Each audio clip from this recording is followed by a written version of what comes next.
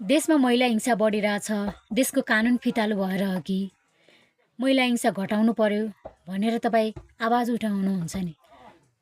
देशको कानुन फितालो होइन कि तपाईँको सोच फितालो भएर चाहिँ देशमा झन् महिला हिंसा बढिरहेको अवस्था छ क्या। विशेष गरी महिला दिदीबहिनीहरूको सोच चाहिँ फितालो भएर चाहिँ झन् महिला हिंसा बढिरहेछ क्या।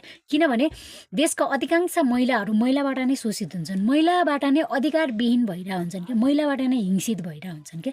त्यसैले देशको कानुन फितालो होइन कि तपाईँको सोच चाहिँ बलियो बनाउनु पर्यो। देशको कानुन बलियो हुँदैमा महिला हिंसा घट्छ भन्ने हुँदैन, सत्ता परिवर्तन हुँदैमा महिला हिंसा घट्छ भन्ने हुँदैन। तपाईँ र मेरो सोच जब परिवर्तन हुन्छ तब चाहिँ महिला हिंसा घटिन्छ।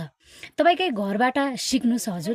हजुरको घरमा पनि महिलाहरू हुनुहुन्छ होला। महिलाहरूलाई तपाईँको बाबाले हिंसा गरेर हुन्छ कि मम्मीले छोरीलाई हिंसा गरेर हुन्छ भन्ने कुरा त तपाईँ त्यहीँबाट सिक्नुहुन्छ। किनभने महिलाबाटै शोषित हुन्छन् भन्ने कुरा 100% छ क्या।